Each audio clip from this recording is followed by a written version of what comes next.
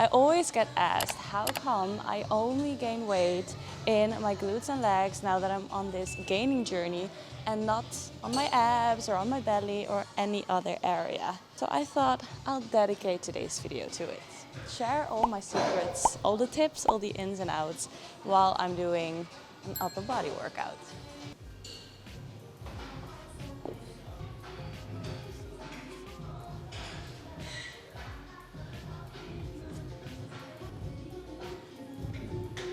So in case you didn't know, I started a gaining phase. So I'm currently at week 3 and I'm planning it to be 12 weeks, and that is because the program that I'm following is 12 weeks. I've been loving it so much already that I might add another 12 weeks after. But in case you want to do the same program as I do, it is my next level guide. It is super intense and I'm not the only one who thinks it's intense, but I'll link it in the description box down below so you can check it out if you want to. But that's my goal for the next 12 weeks. 9 weeks, because I'm currently at week 3.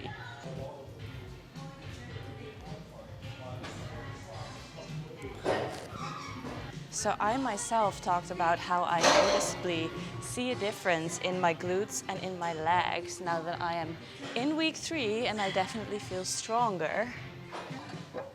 I don't know if this is too heavy for me.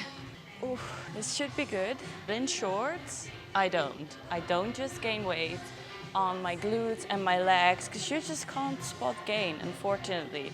That would be ideal, but that's not possible.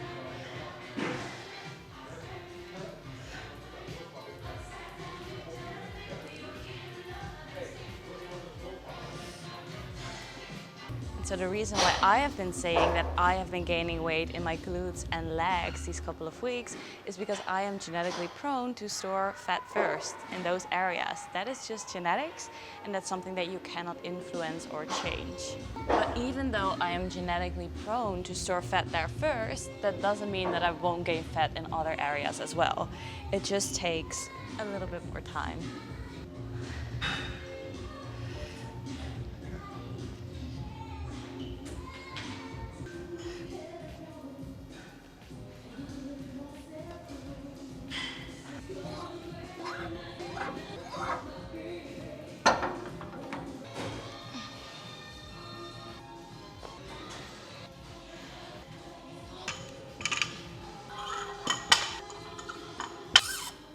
Now, obviously, I try to train as hard as I can so that all the extra energy that I consume will actually have somewhere to go and it will actually be able to grow my muscles. Now, that being said, I will gain fat, obviously, because you can't have that ratio where everything that you consume will be 100% pure lean mass. That's not how your body works. And I think it's gorgeous. I absolutely don't mind. However, there is a difference between genetically being prone to storing your fat somewhere first and to spot gaining. Because spot gaining, unfortunately, is not possible. Okay, so it is time for the barbell row, which is intense, but we love it.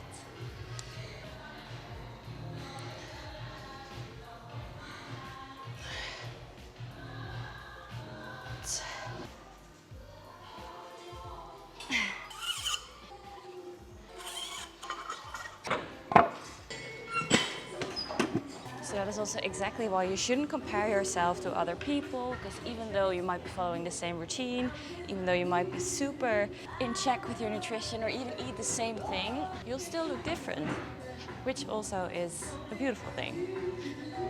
But make sure that your expectations are correct.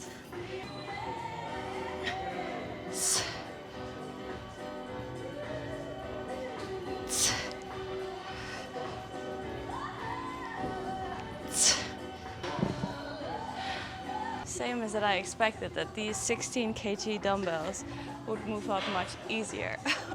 That was heavy.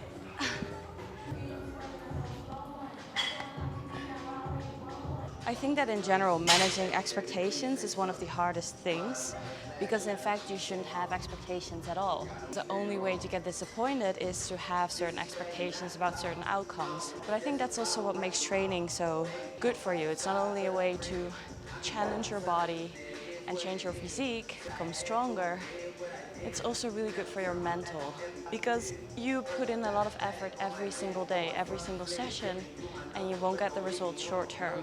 The results only come if you stay consistent and put in the work even though you don't see the outcome just yet. We did back, we did shoulders, now it is time for chest, biceps first, and then triceps. So basically arms and chest. When you're doing bicep exercises, you want to make sure that your chest is up, shoulder blades retracted, and that you squeeze your biceps to initiate the movement. So we don't want to like swing, we just want to make sure that we use our biceps. It doesn't mean that swinging is always bad.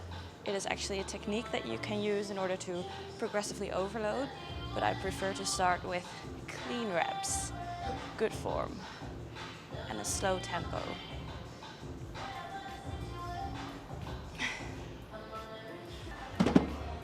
I'm too short to work with this cable with a bicep curl because, as you could see, I had to hold the attachment like somewhere in the middle, where I prefer to hold it here so I can focus even more on just using my biceps because I was super focused on my grip strength. So I put a little step, and now I'm like 2 meters tall. Stand on it, and now I can actually hold it at the end and go all the way back down without the weight being put back to its starting point. I'll make sure that you can actually see me.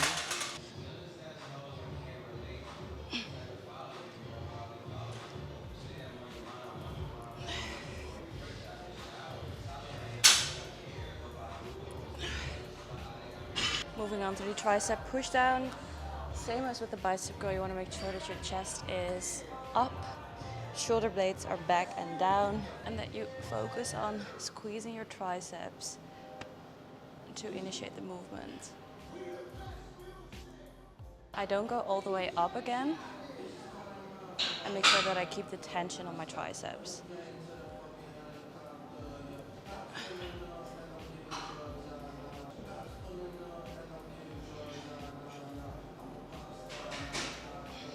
And then the final one of today, I'm going to max out 2 sets of push-ups.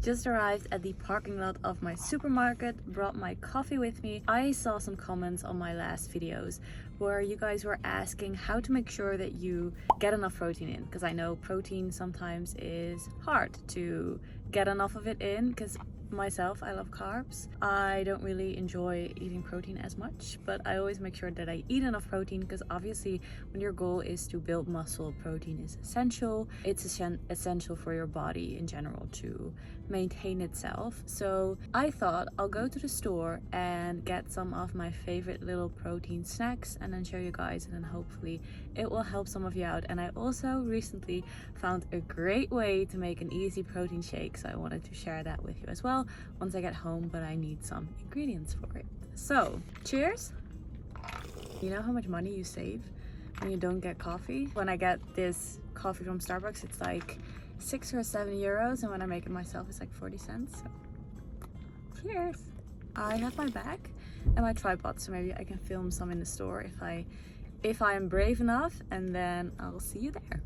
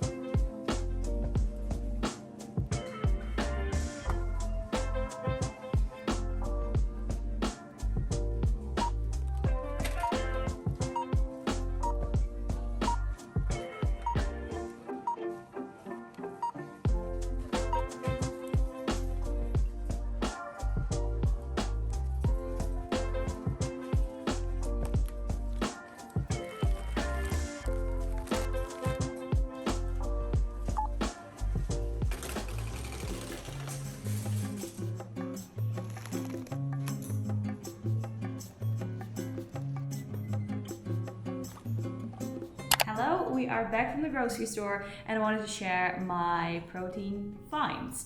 Now, obviously you have your standard things like chicken and meat and all those things that are protein. Makes sense, jerky, whatever. But I wanted to find some other things that maybe you haven't heard of before or haven't seen before. My biggest tip is that beans contain a lot of protein, and sometimes beans are in things that you wouldn't really think of. For example, this soup. This soup contains almost 20 grams of protein per thing. And I think soups are so easy because when it's winter, it's nice because you can like heat them up and they're like cozy and warm, and you get a lot of veggies in as well. You can even make them yourself. And in summer, you can sometimes even eat them cold, which is great. And then what I found as well are these little bean snacks. So these are just like dried beans, I guess, and they contain quite a bit of protein as well, which is great if you love to like snack on things and have a bit of a crunch. Then this is low carb bread.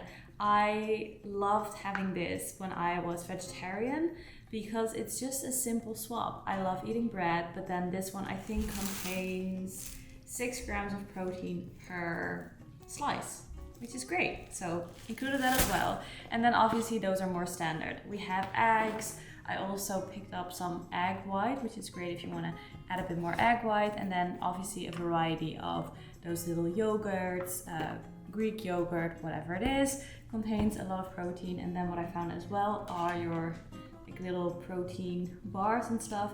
I've never tried this, so I wanted to give it a try. Personally, I prefer to stick to the more natural things, but still there are a great source of protein. And then I also picked up some of these veggie chips, which also contain 8 grams of protein because there are lentils and peas in them. And then, I think you've all seen them before. If you crave like some ice cream, for example, they have a lot of options nowadays, which contain a lot of protein as well. So I picked up this one, which is the double chocolate brownie by Oppo. And then I also picked up this one, which I never tried before, and it looked amazing. But now I wanted to show my favorite protein shake. Found the recipe on TikTok and my life changed ever since. So let's make it real quick. Add 1 scoop of protein powder to your shaker. I'm using the vanilla flavor, which is key in this example. And then what we're going to add is orange juice. I know, sounds crazy, but add orange juice. And then we're going to shake it up so everything is mixed.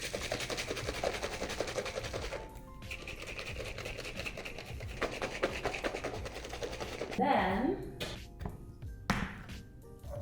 pour it in.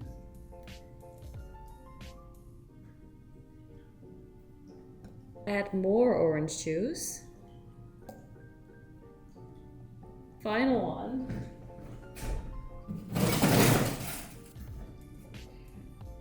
We're adding ice. Taste test. It's insane. Like, I don't know why. I was a bit scared of like the combination, but it's great. Tastes like vanilla orange juice, especially if you add the ice to it. It's like super cold and fresh. I don't know, it's a really good combination. So if you ever had protein powder with just water because it's quick, but you kind of dislike the taste and therefore you never drink it, try this one. It's really good, I promise. Anyways, I wanted to end the video here. Thank you so much for watching today's video. If you haven't subscribed already, please make sure to do so because I'd love to see your face here more often. And then I will see you in my next vlog. Bye guys. Cheers!